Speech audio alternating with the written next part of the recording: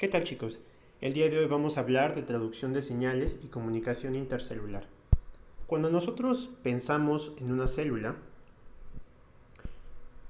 lo que nosotros tenemos que pensar es que esta célula está inmersa en un medio externo. Este medio externo, tal como habíamos comentado cuando platicamos sobre homeostasis, va a tener una influencia directa sobre el organismo, y una gran parte de lo que va a tener que hacer ese organismo para mantenerse con vida es responder a estos agentes externos y adaptarse de manera acorde. Cuando nosotros solo hablamos de un organismo unicelular, pues no tenemos tantas complicaciones. Sin embargo, cuando estamos hablando de organismos complejos, multicelulares y en particular cuando estamos hablando del ser humano, nosotros vamos a tener que tanto los órganos como los tejidos van a tener células que se van a comunicar entre sí. Entonces, una gran parte de la fisiología y de lo que nosotros vamos a aprender en este curso va a tener que ver con cómo las células se comunican entre sí y cómo esta comunicación intercelular se puede dar a través de diferentes elementos. Generalmente, cuando nosotros hablamos de transducción de señales o de comunicación intercelular, nos estamos refiriendo a una serie de señales químicas. Estas señales químicas generalmente ocurren en respuesta ya sea a un estímulo o como parte de un mecanismo metabólico que va a permitir que los organismos lleven a cabo sus funciones vitales. Estas señales químicas van a ser recogidas generalmente por un receptor, y este receptor, una vez que capta esta señal, va a llevar a cabo una respuesta. Para que esta respuesta se ejecute, generalmente nosotros vamos a necesitar de un mensajero. Entonces, el receptor va a captar la señal química que pudiera provenir del medio externo o pudiera provenir de alguna reacción química o de algún proceso metabólico interno, y esta molécula química va a ser reconocida por un receptor. Este receptor entonces va a generar una molécula mensajera, y esta molécula mensajera se va a encargar primero de llevar esta señal química y en un segundo término de amplificar la señal. ¿Para qué? Para que dependiendo del estímulo que nosotros tengamos dentro de nuestra célula, nosotros podamos tener una respuesta intracelular que sea mucho mayor que la respuesta original que nosotros habíamos tenido. Entonces, grosso modo, nosotros vamos a tener que las señales químicas van a actuar en un receptor, y este receptor va a llevar a cabo el reconocimiento. El proceso mediante el cual el receptor convierte esta señal química en un mensaje se conoce como transducción de señales. La transducción de señales, entonces, es el proceso mediante el cual un receptor va a convertir nuestra señal química en un mensajero intracelular. Y este mensajero intracelular posteriormente va a llevar a cabo una transmisión. Entonces, este mensajero transmite el mensaje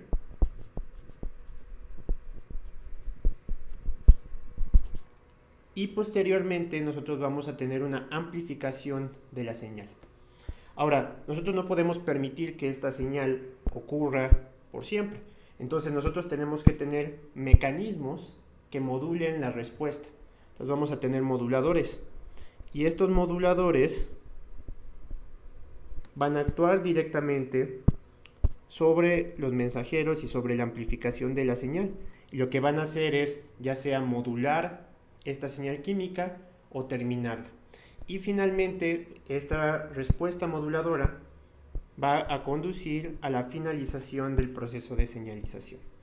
Es importante entonces que nosotros tengamos claro que cuando nosotros vemos un mecanismo de señalización intracelular o de comunicación intercelular, entendamos este proceso, el cual voy a recapitular brevemente para que tengamos muy clara la idea. Entonces, un organismo uni o multicelular está expuesto a un medio externo, ya sea el ambiente o dentro de un órgano y un tejido, y debido a diferentes estímulos o procesos intrínsecos a este sistema, se van a generar señales químicas. Estas señales químicas van a dar una indicación a la célula de algo, por ejemplo, de que está aumentando el calcio, de que está aumentando la glucosa, de que está aumentando el sodio. La forma en que la célula se entera de esta señal es a través de un receptor.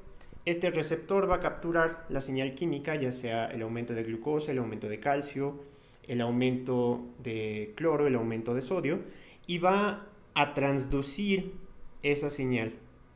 Entonces el receptor va a transducir la señal y va a generar una molécula mensajera. Esta molécula mensajera va a ser la encargada de transmitir esta señal química y posteriormente de llevar a cabo una amplificación de esta señal para que intervenga en diferentes procesos celulares. Debido a que no podemos permitir que esta señal química simplemente avance sin ningún control, nosotros vamos a tener moléculas moduladoras. Estas moléculas moduladoras se van a encargar de restringir tanto el mensaje como el amplificador para asegurarse de que la señal solamente se ejecute de una manera efectiva y no de manera persistente. Una vez que esta modulación es efectiva y que la respuesta que nosotros buscábamos ha sido transmitida, vamos a tener la finalización de este evento. ¿Sale? Ahora, hay diferentes formas en que las células se van a comunicar en este proceso entre sí. Grosso modo, a mí me gustaría enfatizar tres modalidades importantes. La primera, y que va a ser objeto de un bloque entero de esta materia de fisiología, es la comunicación endocrina. La comunicación endocrina generalmente se va a dar debido a que la molécula que va a estar encargada de transmitir la señal, por ejemplo, vamos a poner el ejemplo de la insulina se libera en respuesta a un estímulo que eleva la glucosa plasmática. Entonces, nosotros acá tenemos un estímulo que libera la insulina y la insulina, en lugar de actuar directamente sobre este tejido, va a entrar al torrente sanguíneo. Y el torrente sanguíneo lo va a llevar hacia otro tejido que va a ser diana. Entonces, una característica de la comunicación intercelular endocrina es que requiere que la molécula pase a través del torrente sanguíneo y llegue hacia otro tejido diana. Podemos tener otros tipos de comunicación en el cual no requerimos que la molécula pase directamente a través del torrente sanguíneo. Esta es la comunicación paracrina.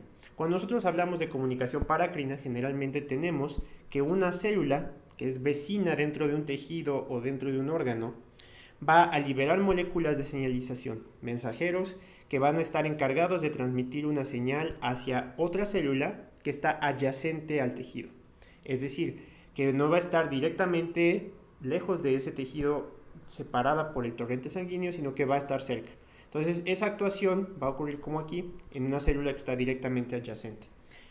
También tenemos otro tipo de comunicación intercelular, que es la autócrina.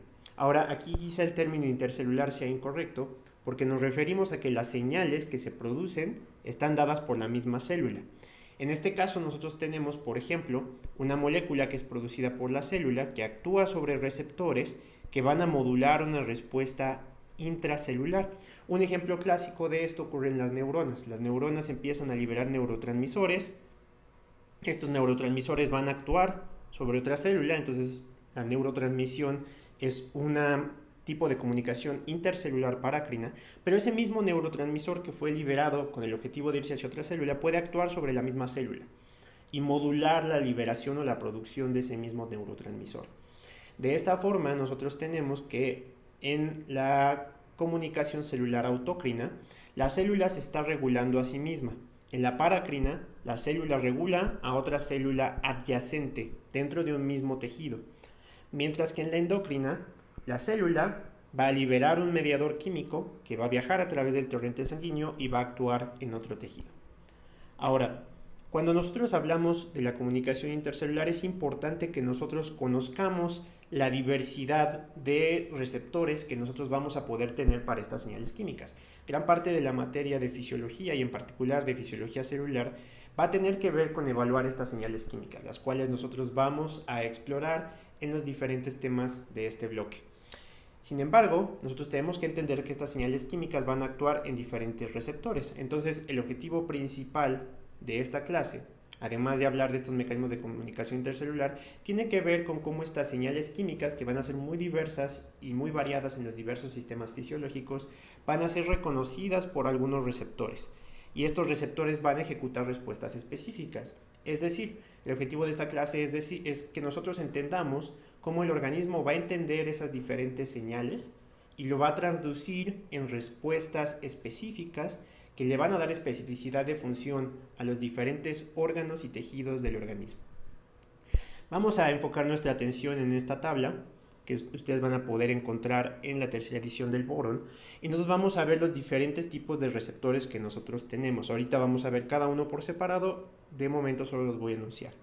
Entonces tenemos por un lado los canales iónicos regulados por ligando. Estos son proteínas que se expresan en la membrana celular, son proteínas integrales de membrana, los cuales se presentan como ligómeros que van a tener ya sea heterómeros, o sea que están compuestos por diferentes subunidades, por ejemplo alfa y beta, u homómeros, en los cuales van a estar compuestos por unidades iguales, por ejemplo alfa, alfa, beta, beta. Vamos a ver que estos canales iónicos regulados por ligando van a ser muy importantes en la neurotransmisión. Generalmente estos canales iónicos se les llama regulados por ligando porque nosotros vamos a tener que se une una molécula para regular que estos canales permitan el paso de iones. Entonces los canales iónicos son proteínas que permiten el paso de iones y están regulados por ligando porque una molécula modifica la función o más bien el estado de esta proteína, ya sea en que esté cerrado y abierto. Entonces aquí tenemos algunos ejemplos que vamos a ver posteriormente cuando hablemos de neurotransmisión, de diferentes neurotransmisores como el ácido gamma-aminobutírico o GABA, el glicina, que es un neurotransmisor inhibitorio, la acetilcolina, la 5-hidroxitriptamina, también conocida como serotonina, y el glutamato o el ATP. Todos estos son moléculas que se unen a la proteína integral de membrana, regulan que esté abierto, cerrado o inactivado, y una vez que este canal iónico está abierto, va a permitir el paso de corrientes de iones, lo cual vamos a ver a más detalle cuando hablemos de la regulación de la excitabilidad eléctrica de la membrana. Vamos a tener otro tipo de receptores que le vamos a llamar receptores acoplados a proteína G. A diferencia de los canales iónicos, estos no son canales, son receptores que precisamente son proteínas, tienen 7 dominios transmembranales, ahorita vamos a ver su estructura, y van a permitir que la señal sea reconocida en el espacio extracelular y que esta señal sea transducida al espacio intracelular. Acá también vamos a tener diferentes neurotransmisores y hormonas que van a actuar en estos diferentes receptores acoplados a proteína G. Tenemos otro tipo de receptor catalítico, y estos receptores catalíticos, a diferencia de los receptores acoplados a proteína G, que son receptores que tienen una estructura, aquí estoy representando como en esta V el receptor extracelular, después tiene 7 dominios transmembrana, aquí voy a dibujar con color azul la membrana celular, y entonces tienen acoplado una proteína G, que ahorita vamos a ver sus detalles, y esta proteína G va a ser la que va a transducir la señal reconocida por el receptor en el espacio extracelular. Ahorita vamos a ver con más detalle su estructura.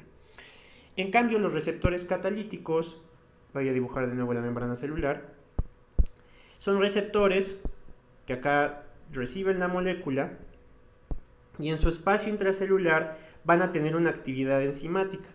Y esta actividad enzimática les va a permitir ya sea reclutar distintas señales intracelulares o llevar a cabo otro tipo de funciones internas. Entonces, estos tienen una actividad enzimática intrínseca, mientras que estos no necesariamente, ¿sale? Ahora tenemos también los receptores nucleares, y estos receptores nucleares tienen la característica de que van a reconocer una molécula en algún compartimento celular. Por ejemplo, pueden estar en el citoplasma, pueden estar en el núcleo o pueden estar adheridos al ADN, y una vez que reconocen esa molécula van a viajar y se van a adherir al ADN. Entonces tenemos aquí nuestro ADN y nosotros vamos a tener que nuestro receptor se va a adherir al ADN y va a modificar la respuesta directamente adherido al ADN. Entonces no tiene necesariamente un segmento membranal. Está en el citoplasma, está en el núcleo, está adherido al ADN, y aquí se reconoce la molécula. Y una vez que la molécula se pega, se va a modificar este receptor, se va a adherir al ADN y va a empezar su función. Por lo tanto, no tiene un dominio de reconocimiento ni extracelular, como pudiera ocurrir para los receptores catalíticos o los receptores acoplados a proteína G, ni tampoco va a tener una función de canal iónico, sino que se va a modificar. Para que queden más claro, vamos a empezar a ver cada uno de estos receptores uno por uno para poder irlos entendiendo, ¿sale? Entonces, Vamos a hablar primero de los receptores acoplados o los receptores de tipo canal iónico unidos por ligando. Aquí tenemos un ejemplo. Podemos ver aquí la membrana celular. Esta es una membrana postsináptica y esta es una neurona presináptica. Estos términos los vamos a ver con más detalle cuando veamos sinapsis. Entonces, acá tenemos un ejemplo de comunicación parácrina, ¿no? Nuestra neurona genera un estímulo eléctrico que va a liberar una molécula señalizadora, que en este caso es acetilcolina, ¿sale? Se libera la señal química y tenemos, como había comentado, una comunicación intercelular parácrina porque se libera en una célula y actúa en otra. Y en la membrana postsináptica nosotros vamos a ver que se encuentran algunos receptores. Estos receptores tienen la unión de ligando. Aquí pueden ver esta proteína integral de membrana que recibe estas moléculas señalizadoras. Y una vez que se unen estas moléculas señalizadoras, el receptor pasa de un estado cerrado, que este es el receptor en un estado cerrado, a un estado abierto. Y una vez que está abierto, esto permite que los iones de sodio, que están esquematizados aquí de color rojo, puedan entrar a la membrana postsináptica y esto genera una señal eléctrica.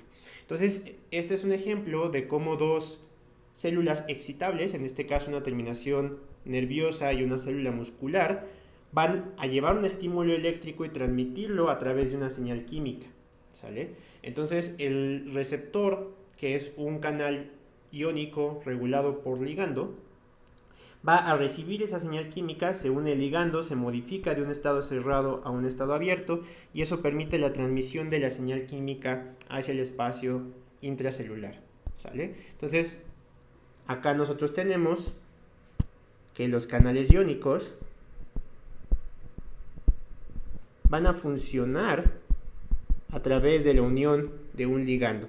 Este ligando es una señal química. Generalmente, cuando nosotros hablamos de canales iónicos unidos por ligando, vamos a estar hablando de neurotransmisores, aunque también vamos a ver que otras moléculas pueden actuar como ligandos. Y cuando este ligando se une al canal iónico, va a generar una modificación estructural del canal iónico. Y esta modificación estructural del canal iónico va a permitir el paso de iones.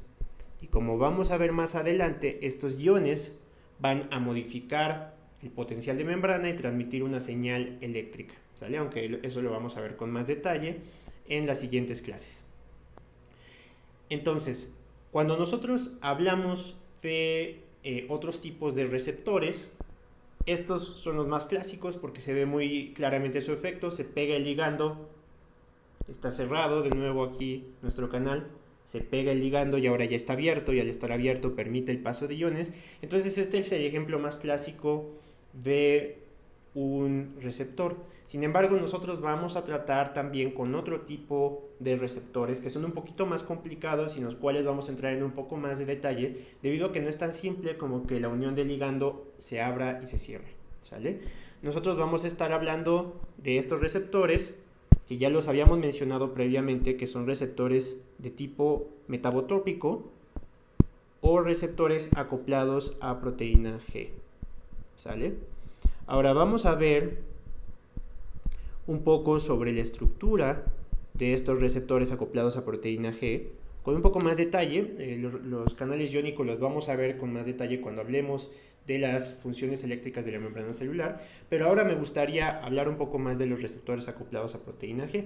Estas igual son proteínas integrales de membrana.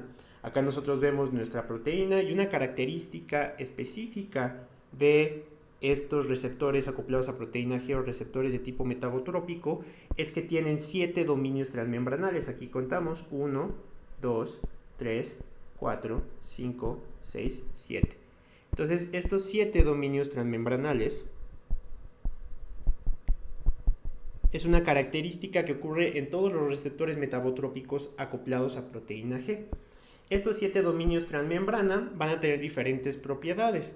En general, van a dar un extremo extracelular y un dominio intracelular. Como todas las proteínas, van a tener un extremo N-terminal y un extremo carboxilo terminal. Generalmente, nuestro extremo N-terminal extracelular va a ser el sitio de reconocimiento de nuestro ligando, ¿sale? Entonces, el ligando que va a ser cualquier molécula que se va a ligar o se va a unir al receptor, se va a reconocer en el espacio extracelular. Y en el espacio intracelular estos receptores van a tener unido una proteína G, y ahorita vamos a ver la estructura de esta proteína G. Entonces, estos receptores metabotrópicos reconocen el ligando en su dominio extracelular y van a tener una modificación conformacional, es decir, se va a modificar la estructura de esta proteína, y esto va a ocasionar que la proteína G que está unida a nuestro receptor libere una subunidad. Ahorita vamos a ver qué es subunidad, y esto transmita o transduzca la señal reconocida por el dominio extracelular. ¿Sale? Entonces, estas proteínas G tienen la característica de que son trímeros. Van a tener una subunidad alfa, una subunidad beta y una subunidad gamma. ¿Sale? Nosotros vamos a reconocer que en la proteína G, que es una proteína que va a estar anclada a este dominio intracelular del receptor metabotrópico, va a tener diferentes funciones. Globalmente se reconoce que la subunidad alfa es la subunidad efectora. ¿Sale? ¿A qué nos referimos con efectora? Que la subunidad alfa es la que va a transducir la señal o la función reconocida por el receptor metabotrópico en su dominio extracelular. Entonces se une el ligando, se hace una modificación conformacional y se va a liberar esta subunidad alfa. Entonces vamos a pasar, voy a ponerlo como si fuera una reacción química, de este estado a que se separe en una subunidad beta gamma. Entonces esto generalmente se escribe como subunidad beta gamma, y una subunidad alfa, que después va a ser esta la efectora. ¿Sale? Entonces, en nuestros receptores de tipo metabotrópico, nosotros vamos a tener que la unión del ligando va a ocasionar que nuestra proteína G, se disocie y libere una subunidad beta gamma y una subunidad alfa. La subunidad alfa tiende a ser efectora, y esta subunidad beta gamma clásicamente se dice que sirve para anclar la proteína G. Sin embargo, evidencia reciente sugiere que esta subunidad beta gamma para algunas moléculas también puede ser efectora. Cuando sea este el caso, porque vamos a ver cada una de estas moléculas en los diferentes elementos que veamos a lo largo del curso de fisiología, esta molécula efectora, yo les voy a avisar si actúa ya sea por la subunidad alfa o por la subunidad beta. Ahora, estos receptores van a variar muchísimo, tanto en su estructura, intracelular, o sea que va a permitir que, por ejemplo, este dominio extracelular reconozca diferentes ligandos, pero una de las implicaciones fisiológicas más importantes no tiene nada que ver con el dominio extracelular, sino con el tipo de proteína G con el que está asociado. De hecho, nosotros vamos a enfocarnos ahorita en cómo estas diferentes proteínas G van a tener diferentes efectos. ¿Sale? Grosso modo, a mí me gustaría que nos enfocáramos en tres tipos de proteína G. La primera es la proteína G, que se le pone GS. Esta proteína GS es la S por estimulante o stimulating en inglés. ¿Sale? Nos vamos a enfocar también en la proteína GOLF, que OLF es OLF por olfatoria, y esto es debido a que su distribución es el epitelio olfatorio, y cuando nosotros veamos cómo se lleva a cabo el reconocimiento de moléculas olfatorias, vamos a entrar un poco más en detalle de esta proteína GOLF.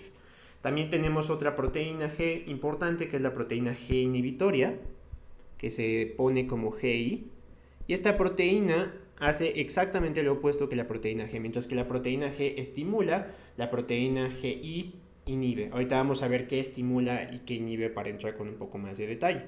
Y finalmente vamos a hablar también de la proteína GQ.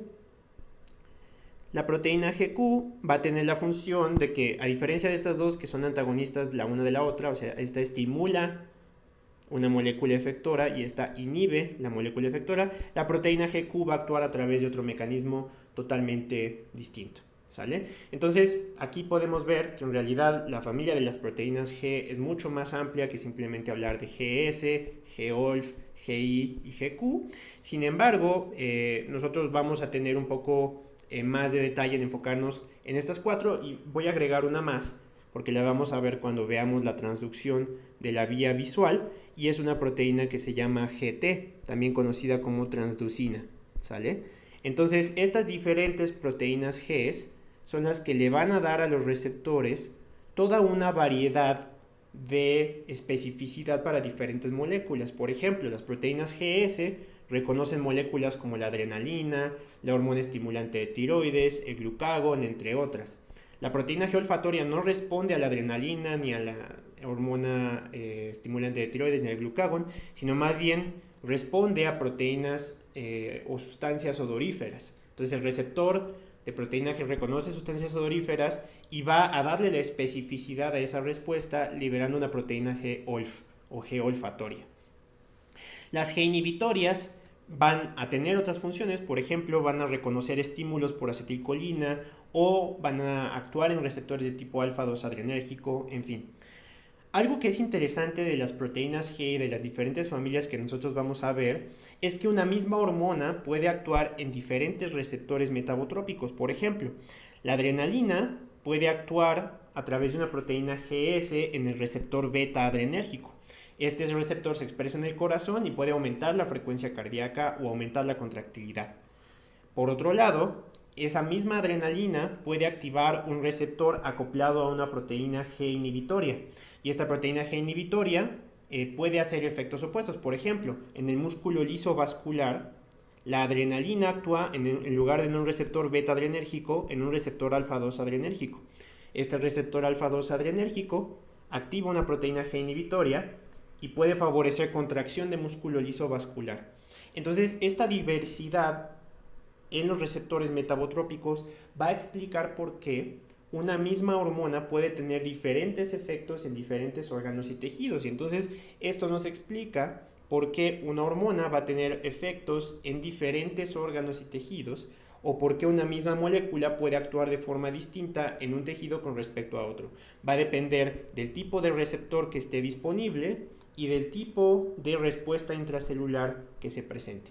Entonces, debido a esto, tenemos que estudiar un poco más a detalle cómo actúan tres de estas proteínas G. Vamos a estudiar a la proteína GS, a la proteína GI y a la proteína GQ, para que nosotros entendamos cómo el reconocimiento de una señal puede generar una serie de respuestas intracelulares. Vamos a empezar primero hablando de la transducción general o global de señales de las proteínas G. Entonces, nosotros tenemos aquí nuestro receptor acoplado a proteína G. Como sabemos que es un receptor acoplado a proteína G, tiene 7 dominios transmembrana, reconoce nuestro ligando en el dominio extracelular y entonces en este sitio, que es nuestro sitio de unión a proteína G, vamos a ver a nuestra proteína G. Entonces, aquí tenemos a nuestro receptor, que es este esquema presentado de color verde, y nuestra proteína G con sus tres subunidades: la subunidad gamma, la subunidad beta y la subunidad alfa. Entonces tenemos la unión del ligando, que es la molécula que está reconocida como señal, y el receptor va a pasar de un estado inactivo, donde están todas las subunidades, a un estado activo. La unión del ligando, el complejo de esta proteína G va a experimentar un cambio conformacional. Ahora, la proteína G se llama proteína G porque va a estar acoplado a un guanosin trifosfato o a un GTP.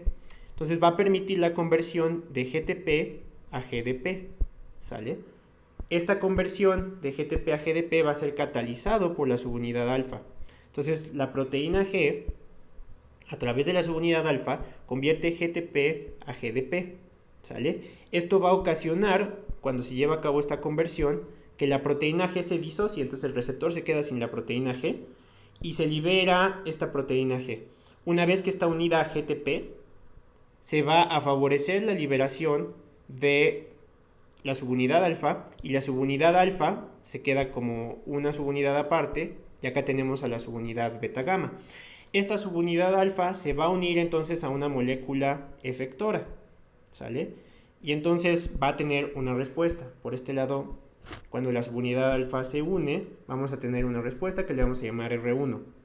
Como ya habíamos hablado, la subunidad beta gamma se hablaba de que servía para andamiar la proteína G a la membrana. Sin embargo, ahora sabemos que esa subunidad beta gamma también puede tener una función efectora, ¿no? Entonces, E2 va a generar una respuesta que le vamos a llamar R2. Ahora, cuando la proteína G en su subunidad alfa tiene unido GTP, está activada. Después, el GTP puede ser hidrolizado a GDP y esto se va a llevar a cabo por moléculas que se llaman fosfodiesterasas. Entonces, perdón, se va a dar por moléculas que se llaman fosfatasas, no fosfodiesterasas, una disculpa. Estas fosfatasas van a hidrolizar el GTP, lo van a convertir en GDP, y cuando el GTP es sustituido por un GDP, la molécula alfa se inactiva, ¿sale? Y entonces esto va a permitir que se vuelvan a unir la subunidad alfa con la beta gamma y que se reacople la proteína G con el receptor. Entonces, esta es la forma en que globalmente van a actuar las proteínas G de manera general, ¿sale? Ahora vamos a ver con detalle cómo actúan en diferentes elementos. Vamos a ver primero las proteínas que actúan a través de adenilato ciclasa. Entonces, vamos a tener que las proteínas G que actúan a través de adenilato ciclasa van a tener igual complejo receptor, proteína G con subunidad gamma, beta y alfa, se une el ligando y la unión de este ligando libera la subunidad alfa. En este en específico nos estamos enfocando en alfa S, lo que quiere decir que estamos lidiando con una proteína GS o estimulante. Esta proteína alfa S, cuando está activada, recuerden que la activación se da por la unión de GTP, va a activar una enzima que se llama adenilato ciclasa. Este adenilato ciclasa es el efector que habíamos visto en la sección previa. Este efector, que es adenilato ciclasa, lo que va a hacer es que va a convertir el ATP en AMP cíclico. Entonces, el AMP cíclico es esta molécula ciclada que va a tener una función importante. La función que va a tener el AMP cíclico es activar a un efector intracelular. Este efector intracelular se llama proteína sinasa A, ¿sale? Entonces, la subunidad alfa S de una proteína GS activa al adenilato ciclasa, lo que convierte ATP en AMP cíclico, y el AMP cíclico activa a la proteína sinasa A. Ahora, esta proteína sinasa A, como es una sinasa, si ustedes recuerdan de bioquímica, las sinasas van a fosforilar diferentes enzimas y efectores. Entonces, va a tener la función de fosforilar diferentes efectores después del receptor, lo cual se le llama en biología molecular arriba o abajo, ¿sale?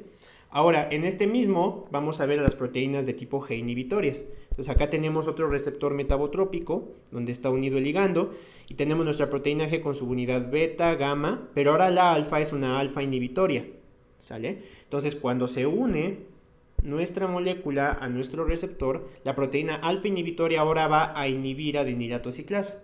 Entonces, mientras que la proteína GS activa el receptor y libera una alfa S que activa adenilato ciclasa para aumentar AMP cíclico, la G inhibitoria la inhibe. Por lo tanto, no hay AMP cíclico y por lo tanto no se activa la proteína sinasa A. ¿Sale? Vamos a ver otro ejemplo de la función de un receptor metabotrópico, pero este actúa a través de una fosfodiesterasa. Les había comentado brevemente que existían unas proteínas G que son de tipo GT, la cual se conoce como transducina. Esto lo vamos a ver con más detalle cuando toquemos la vía visual. Bueno, esta proteína G actúa en lugar de a través de adenilato ciclasa, a través de una fosfodiesterasa. Entonces aquí tenemos nuestro receptor metabotrópico, solo que este receptor metabotrópico en lugar de reconocer un ligando, reconoce la luz. ¿Sale? Vamos a ver cómo ocurre todo este reconocimiento de señal cuando estemos en la parte de la vía visual. Por ahora solo hablemos de que reconoce la luz. Reconoce la luz y transduce la señal. Tiene acoplado una proteína G con su subunidad gamma, beta y ahora tiene una alfa T que se llama transducina. Esta alfa T que es transducina se libera y va a activar a la fosfodiesterasa. La adenilato ciclasa lo que hacía es que convertía ATP en AMP cíclico, mientras que la fosfodiesterasa lo que va a hacer es que va a convertir GMP cíclico en GMP, es decir, va a eliminar la parte cíclica de la molécula para pasarla a convertir a GMP. Esto lo hace debido a que GMP cíclico está acoplado a un canal, y cuando está acoplado a este canal está abierto, y cuando tú eliminas a GMP cíclico, el canal se cierra. Como vamos a ver, el cierre de este canal permite la hiperpolarización de la célula y por lo tanto la transducción de la señal de luz hacia una señal química. Pero eso lo vamos a ver con más detalle cuando estemos viendo la vía visual. ¿Sale?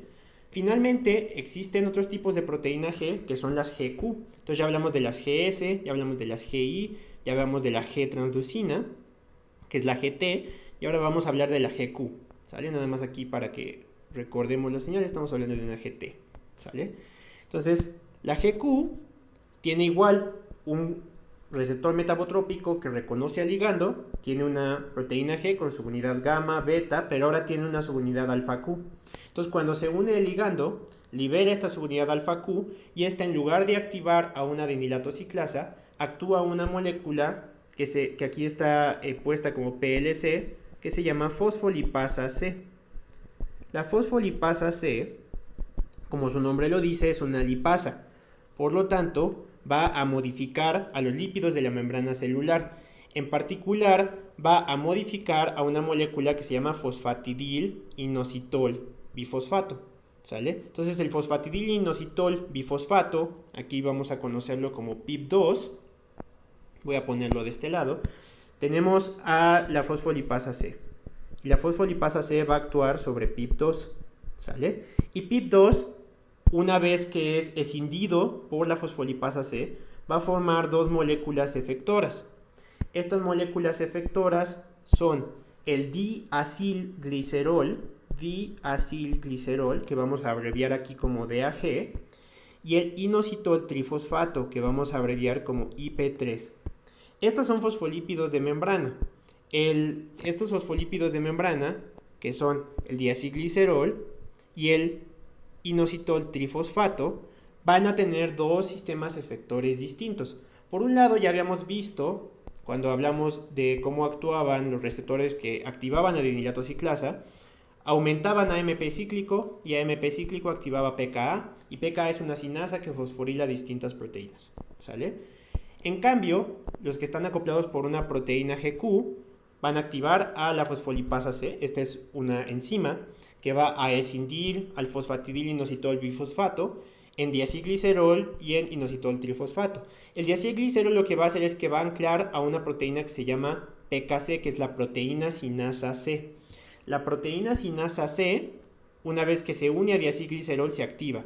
Y entonces, al igual que la proteína sinasa A, en el caso de los receptores acoplados a adenilato ciclasa, van a activar a diferentes enzimas a través de la fosforilación. Entonces, la diferencia es que pKa fosforila a algunas enzimas, mientras que pKc fosforila a otras. Esto es lo que le da la especificidad, ¿sale? Por otro lado, este mismo receptor metabotrópico acoplado a GQ va a actuar también a través del inositol trifosfato. Y lo que hace el inositol trifosfato es que se une a un canal de calcio. Este canal de calcio es como los canales activados por ligando que discutimos hace un momento, solo que el ligando ahora es el inositol trifosfato. Entonces, se une el ligando, se activa la proteína G, se libera la subunidad alfa Q activa la fosfolipasa C escinde al fosfatidil inositol bifosfato y también va a generar al inositol trifosfato. Este inositol trifosfato se une como ligando a este canal de calcio que está en el retículo endoplásmico y esto va a permitir la salida de calcio. ¿Sale? Ahora, el calcio a nivel intracelular está muy regulado. Ustedes recordarán de sus clases de biología celular que si nosotros tenemos un aumento muy importante en la concentración de calcio, esto lo voy a escribir aquí, calcio, concentración y de intracelular.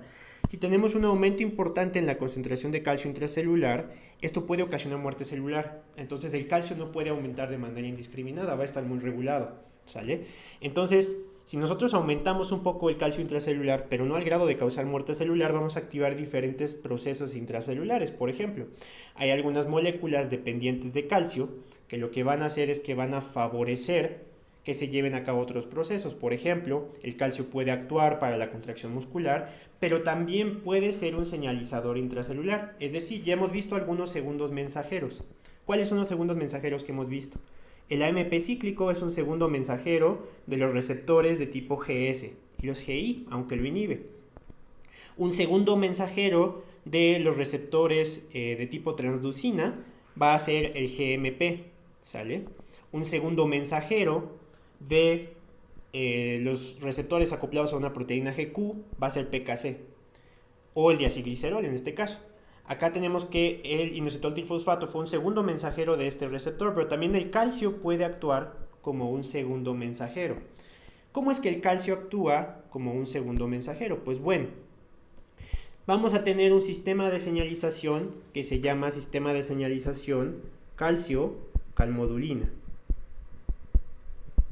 Entonces, otra forma mediante la cual el sistema GQ a través del inositol trifosfato que libera y aumenta el calcio intracelular va a funcionar es que el calcio se va a unir a una molécula, a una proteína que se llama calmodulina.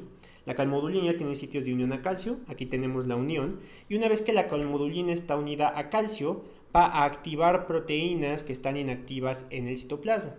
Entonces, estas proteínas GQ van a tener diferentes sistemas efectores y por eso son de los más frecuentes en diferentes sistemas de señalización. Porque por un lado van a activar a la proteína sinasa C, que va a fosforilar a diferentes enzimas y proteínas. Por otro lado va a tener el sistema de inositol trifosfato que va a aumentar el calcio intracelular. Este aumento de calcio intracelular va a favorecer diferentes procesos como la activación de proteínas contráctiles, pero también puede actuar como un segundo mensajero. Este segundo mensajero puede actuar a través del sistema calcio-calmodulina, ¿sale? Y este sistema calcio-calmodulina puede llevar a la activación de diferentes sistemas efectores, ¿vale? Ahora, vamos a hablar nada más brevemente de cómo se puede llevar la activación. Aquí vimos dos sistemas que activan proteína sinasa. Tenemos por un lado el sistema GS, que activa la proteína sinasa A, y el sistema GQ, que activa a la proteína sinasa C, ¿sale? ¿Cómo es que se lleva a cabo esta activación? Pues bueno, la proteína sinasa A es una proteína que va a estar compuesto por dos subunidades reguladoras, que va a ser estas que están expuestas con una R, y dos subunidades catalíticas. Catalítico es que son las que tienen la respuesta sinasa, ¿sale? Entonces, cuando se une el AMP cíclico hace que este tetrámero se separe y que se liberen estas subunidades catalíticas. Estas subunidades catalíticas son las que llevan a cabo la fosforilación, ¿sale? Entonces, la proteína sinasa A lo que va a hacer es que va a estar primero inactivada y cuando se le une el AMP cíclico se activa. Algo similar pasa con PKC. Cuando se une el diacilglicerol, la unión del diacilglicerol va a permitir que el dominio catalítico se active y este dominio catalítico pueda generar las funciones de fosforilación secundarias que transmiten esa señal química de la célula al interior de la célula, ¿sale? Ahora, ya nada más para que veamos un poquito más a detalle esto de la proteína GQ, debido, voy a poner de nuevo aquí que estamos hablando de los receptores acoplados a proteína G, donde la proteína G tiene una subunidad alfa Q, se lleva a cabo este fenómeno, ¿sale? Entonces, la unión de la hormona al receptor acoplado a proteína G libera la subunidad alfa Q, la cual activa a la fosfolipasa B. Entonces, ya habíamos hablado del fosfatidilinositol bifosfato, que es esta molécula que vemos aquí, y este fosfatidilinositol bifosfato va a liberar dos moléculas, diacilglicerol, que es este que vemos aquí, y el inositol trifosfato. Entonces, esta es una reacción química en un fosfolípido de membrana, que va a liberar al diacilglicerol, el cual va a activar a la PKC, y al inositol trifosfato, o IP3, que es el que va a permitir la salida de calcio, ¿sale? Ahora, a lo mejor algunos de ustedes se habrán preguntado, ¿y este calcio, si sigue aumentando, puede causar muerte celular? Pues bueno, como todo en fisiología hay un mecanismo regulador. Entonces, este calcio va a ser metido de nuevo al retículo sarcoplásmico por una bomba. Vamos a ver a más detalle el transporte por tipo bomba en el video de transporte de solutos y de agua, ¿sale? Entonces, si nosotros medimos cómo se da la respuesta de una proteína GQ, nosotros vamos a tener que esto en motivos de segundos va a generar al IP3. Entonces, La respuesta mediada por un receptor metabotrópico tipo GQ va a generar inositol trifosfato en motivo de segundos, mientras que va a generar diacilglicerol de manera prolongada y que va a tardar hasta minutos y horas. Entonces, mientras que los receptores iónicos o los receptores acoplados a canales iónicos actúan en motivo de segundos, los receptores metabotrópicos van a actuar en diferentes temporalidades. Algunas respuestas van a ser rápidas, como la de IP3, que va a ocurrir en segundos o incluso minutos, mientras que algunas van a ser prolongadas, como las que dependen de cinasas, como la de diacilglicerol, y las que dependen de AMP cíclico para la activación de pKa. Entonces recuerden, diacilglicerol activa pKc y AMP cíclico activa a la pKa, ¿sale? Entonces, esta es grosso modo la activación que se da mediante la proteína GQ. Finalmente vamos a ver un último tipo de activación del receptor metabotrópico que va a estar dado por el metabolismo del ácido araquidónico. Ustedes seguramente recordarán el metabolismo del ácido araquidónico porque este está dado por una enzima que es muy utilizada como una diana terapéutica en farmacología, que es la ciclooxigenasa. El ácido araquidónico va a ser convertido en eicosanoides a través de la ciclooxigenasa, ¿sale? La ciclooxigenasa es una enzima que tiene dos versiones, la COX-1 y la COX-2, y la cual es la diana terapéutica de los antiinflamatorios no esteroideos, como va a ser el ácido acetilsalicílico, el ibuprofeno, entre otros, ¿sale? Entonces, vamos a tener algunas moléculas que van a activar esta proteína G, y ahora para que se inicie el metabolismo del ácido araquidónico, esta proteína G libera una subunidad alfa que en lugar de activar a adenilato ciclasa, en lugar de activar a la fosfolipasa C, activa a la fosfolipasa A2. Entonces la fosfolipasa A2 lo que va a hacer es que va a escindir fosfolípidos de membrana y estos fosfolípidos de membrana van a liberar el ácido araquidónico, ¿sale? Entonces la fosfolipasa A2 y hay otra fosfolipasa que es la fosfolipasa C van a escindir estos fosfolípidos de membrana y van a liberar ácido araquidónico. Y entonces el ácido araquidónico va a tener diferentes funciones intracelulares, muchas de las cuales están relacionadas con inflamación. Por un lado, el ácido araquidónico va a ser procesado por la ciclooxigenasa. Esto va a generar prostaglandinas, va a generar tromboxanos y prostaciclinas, ¿sale? Estas moléculas están involucradas tanto en mecanismos inflamatorios como en mecanismos de control vascular, los cuales vamos a ver un poco más adelante en el curso. Por otro lado, el ácido araquidónico puede ser procesado no por ciclooxigenasa, sino por lipoxigenasa. Y esto va a generar otras moléculas como el 5-HTE. El 5-HTE es el ácido hidroxieicossatetraenoico, que es este que nosotros vemos aquí. Y esto va a tener diferentes funciones de activación de moléculas inflamatorias, pero también va a poder ser procesado hacia leucotrienos. Y en la epoxigenasa, además del ácido hidroxieicossatetraenoico, que es el 5-HTE, vamos a tener también el EET, que es el ácido epoxieicossatrienoico, ¿sale? Todas estas diferentes moléculas van a tener diferentes efectores en funciones inflamatorias, aunque también son proteínas G, ¿sale? Entonces, hasta el momento, para recapitular, hemos visto dos grandes sistemas de señalización intracelular. Por un lado, los canales iónicos, que responden a la activación por ligando y permiten el paso de corrientes iónicas, y los receptores metabotrópicos, que son receptores transmembrana que tienen 7 dominios transmembranales y reconocen un ligando en el dominio extracelular. Sus efectores son proteínas G, que tienen una subunidad beta, una gamma y una alfa. La subunidad alfa tiende a ser la efectora. Tenemos varios tipos de proteínas alfa. Las proteínas alfa S y las alfa I van a actuar a través de adenilato ciclasa. Las alfa S son estimuladoras y las alfa I son inhibitorias. Adenilato ciclasa genera AMP cíclico activa a pKa a través del mecanismo que ya hemos discutido, y esta activación de pKa va a iniciar una cadena de fosforilación que va a traducir la señal química en mecanismos celulares.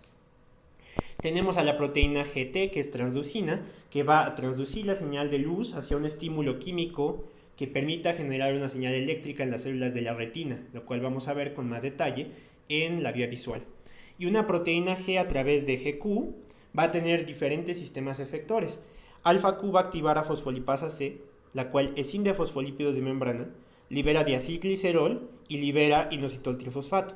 El diacilglicerol activa la proteína sinasa C y por lo tanto lleva una cadena de fosforilación intracelular, y el inositol trifosfato aumenta el calcio intracelular. El calcio intracelular hace varias cosas, pero una de las cosas importantes que hace es que se une al complejo calcio-calmodulina. Y este complejo calcio-calmodulina permite la activación de diferentes proteínas que generen efectores posteriores a nivel intracelular. El último tipo de receptor metabotrópico que vimos es el receptor metabotrópico que actúa a través de ácido araquidónico. Eso lo hace con una subunidad alfa que actúa a través de la fosfolipasa A2. La fosfolipasa A2 y la fosfolipasa C escinden fosfolípidos de membrana que generan ácido araquidónico, el cual puede ser procesado a través de diferentes enzimas para generar mediadores que generalmente están involucrados en la modulación vascular y que también están involucrados en las respuestas inflamatorias. Ahora vamos a ver un tercer tipo de transducción de señales, que ya no es un canal iónico ligado o acoplado por un ligando, ni una proteína G, sino que son los receptores que habíamos comentado al principio de la clase, que son catalíticos. Al ser catalíticos quiere decir que tienen una respuesta enzimática intrínseca.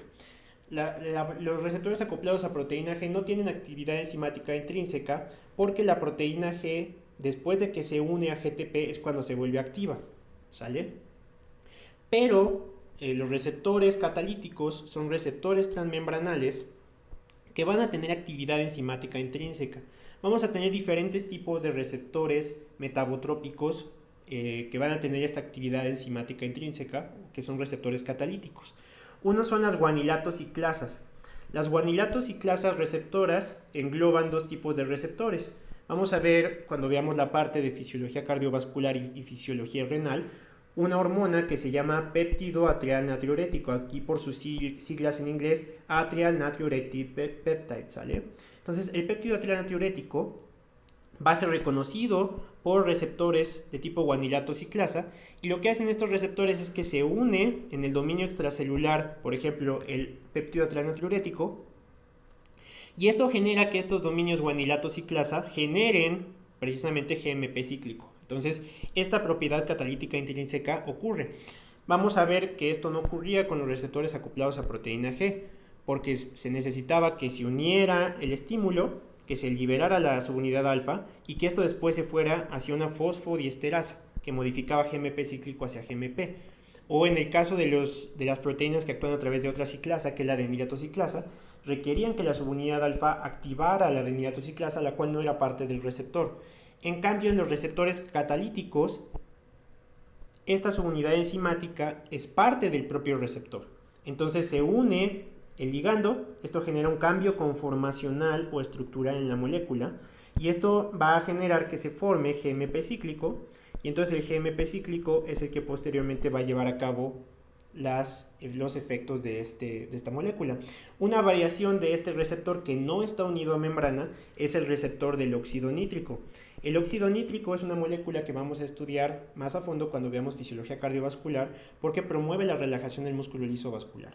Entonces, a diferencia del receptor del péptido atrial natriurético, este es un receptor de guanilato ciclasa, pero que es soluble. Entonces, está libre en el citoplasma, une al óxido nítrico y esto es lo que va a transducir la señal, ¿sale? Ahora, tenemos otros tipos de receptores, por ejemplo, el receptor de serina o trionina sinasa, que son receptores que van a unir un ligando, y una vez que se une el ligando, va a generar una fosforilación de efectores, es decir, estos dominios intracelulares son dominios de tipo sinasa, y cuando se une el ligando, se activa el dominio sinasa, y ese dominio sinasa va a fosforilar. Entonces tampoco necesita de un segundo mensajero. Por ejemplo, AMP cíclico en el receptor acoplado a proteína G, la G alfa activa adenilatoxiclasa, se forma el AMP cíclico y el AMP cíclico activa a la pKa, ¿sale? Aquí no necesitamos toda esa vía, el propio receptor tiene dominio sinasa, entonces va a poder fosforilar a proteínas efectoras. Tenemos otro tipo de receptor catalítico, que es el receptor de tipo tirosina sinasa, que actúa muy similar al de trionina serina sinasa. Se une el ligando, se activa el dominio sinasa y esto fosforila proteínas. Ahora, otro ejemplo que nosotros tenemos que conocer son los receptores que están asociados a tirosina sinasa. Por ejemplo, estos receptores tirosina sinasa van a actuar diferentes tipos de moléculas van a actuar a través de estos receptores. Por ejemplo, las moléculas del receptor de insulina van a poder actuar a través de esta señalización. Mientras que los receptores asociados a tirosina sinasa, a diferencia de los receptores tirosina sinasa, su dominio intracelular no es intrínsecamente una sinasa, sino que tienen asociada una sinasa. Esta sinasa generalmente, como en el caso del receptor de la hormona de crecimiento, es JAK2. Entonces se activa el receptor cuando se une el ligando y la modificación conformacional activa su sinasa asociada. Esta sinasa asociada fosforila las proteínas que ocurren posteriormente. Ahora, así como tenemos receptores que son de tipo sinasa o que están asociados a sinasas, vamos a tener receptores asociados a fosfatasas, cuya función es desfosforilar proteínas. Entonces, para que quede claro más o menos cómo funcionan estos, vamos a ver un ejemplo. Sería muy complicado ver ejemplos de varios, pero vamos a ver aquí un ejemplo de una proteína, de un receptor, que es un receptor de tipo tirosina sinasa, ¿sale? Entonces, se une el ligando, y al unirse el ligando, se dimeriza este receptor, hay una modificación conformacional. Esto activa al dominio sinasa, que fosforila a una proteína.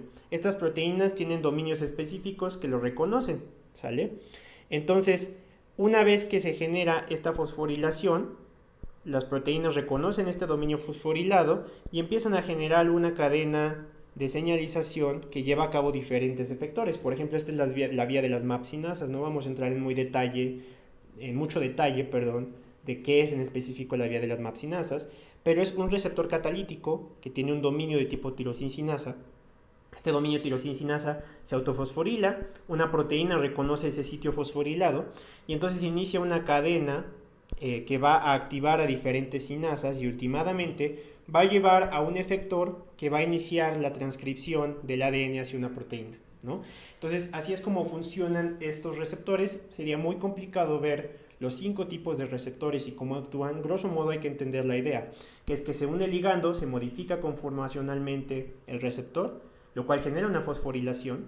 Esta fosforilación une algunas proteínas que reconocen ese sitio fosforilado y se inicia una cadena de efectores que van a llevar a cabo la respuesta específica del receptor. Por ejemplo, en el caso de un receptor de insulina, pudiera ser aumentar la expresión de enzimas que están involucrados en la glucogenólisis, por ejemplo, ¿no? En el caso del glucagón, que también tiene, el glucagón tiene otro tipo de receptor, pero en el caso, por ejemplo, de una hormona de crecimiento que también tenía una sinasa asociada, se podrían fosforilar e iniciar la activación de diferentes proteínas involucradas en el crecimiento celular, ¿no? Entonces, vamos a tener que estas vías de receptores de tipo catalítico van a tener diferentes actividades, pero su función es que el dominio catalítico inicia una fosforilación y esta fosforilación inicia una cadena de señalización intracelular, ¿sale? Ahora, ya hemos visto 3 tipos de receptores. Para recapitular, canales iónicos, los receptores metabotrópicos con sus diferentes modalidades, los receptores catalíticos y cómo actúan a nivel intracelular, y vamos a terminar hablando de los receptores de tipo nuclear. Los receptores de tipo nuclear, como había comentado, van a tener una localización distinta, mientras que los canales iónicos, los metabotrópicos y los catalíticos se pueden expresar mayoritariamente en la membrana. Los receptores nucleares no se van a expresar mayoritariamente en la membrana. Los receptores nucleares se van a expresar ya sea en el citoplasma, en el núcleo o unidos al ADN, ¿sale? Esto va a depender del tipo de receptor. Ahora, la molécula se va a unir al receptor que esté en el citoplasma y, por ejemplo, en el caso de que esté en el citoplasma, ese receptor, ahora ya unido a su ligando, se va a trasladar hacia el núcleo. Entonces se llaman receptores nucleares porque su efecto va a ocurrir en el núcleo, ¿sale? Mientras que los receptores metabotrópicos, los receptores de tipo catalíticos y los iónicos tienen efectores directos en el citoplasma. Los receptores nucleares son exclusivamente de actividad nuclear. Entonces, una vez que se une el ligando al receptor nuclear, si está en el citoplasma se trasloca al núcleo, si está en el núcleo se une al ADN y si está unido al ADN simplemente se activa, se va a favorecer una unión al ADN que va a activar o inhibir la transcripción de genes. Recordemos de biología molecular que la transcripción de genes es el proceso mediante el cual una hebra del ADN va a generar transcriptos de RNA que después van a ser traducidos hacia proteínas específicas, ¿sale? Entonces, vamos a ver un ejemplo y ahorita vamos a hablar de qué tipo de moléculas actúan en receptores nucleares, pero vamos a ver un ejemplo con un glucocorticoide. Entonces, el glucocorticoide es una molécula que es derivada del colesterol y este glucocorticoide va a poder cruzar la membrana porque es liposoluble, ¿no? Y en este caso, el receptor el receptor nuclear está en el citosol. Entonces el receptor del glucocorticoide se une a la molécula del glucocorticoide y manda una señal hacia el núcleo, unida a la molécula. Esta señal se va a unir al ADN y va a generar una respuesta celular, ¿sale? Que puede ser que se aumente la transcripción de un gen, que se disminuya la transcripción de un gen, que se regule al alta la expresión de una proteína, que se disminuya o que se modifique la expresión de una proteína, ¿no? Acá tenemos otro ejemplo, que es la hormona tiroidea. A diferencia del glucocorticoide que tenía un receptor citosólico, la hormona tiroidea en algunos casos difunde y en otros casos tiene que ser transportada a través de un transportador de membrana y no va a tener un receptor citosólico, sino que se va a ir directo hacia el núcleo. El receptor está en el núcleo, ya habíamos dicho que podría estar unido al núcleo, y entonces al pegarse se va a ir directamente hacia el ADN y entonces va a generar la transcripción, posteriormente la traducción hacia proteínas, ¿sale? Entonces los receptores nucleares, dependiendo de sus localizaciones donde van a actuar, puede ser que esté directamente en el núcleo o que esté directamente adherido al ADN y esto es lo que va a modificar su función. Diferentes tipos de moléculas actúan a través de los receptores nucleares, por ejemplo, los glucocorticoides, entre los que se encuentra el cortisol, los mineralocorticoides, que es la aldosterona, la progesterona, los estrógenos, los andrógenos, la vitamina D, las hormonas tiroideas, el ácido retinoico, los receptores activados por la proliferación del peroxisoma, los ácidos biliares, los esteroides y los androstanos. Entonces vamos a tener que todos estos receptores se van a localizar, algunos en el citosol, otros en el núcleo, eso es específico para cada molécula, y que van a ser básicamente receptores de tipo lineales que van a tener diferentes componentes. Un dominio que va a ser el dominio de unión al ADN, que es el dominio C que vemos aquí. Un dominio que va a tener localización nuclear, que es este que está aquí, y un dominio de unión a hormonas, que es el más variable, ¿sale? Este dominio es el que reconoce específicamente cada hormona y el que va a permitir que las hormonas tengan especificidad para cada uno de los elementos que se compongan, ¿sale? Entonces, ya nada más para recapitular, entiendo que este es un tema bastante árido y complicado.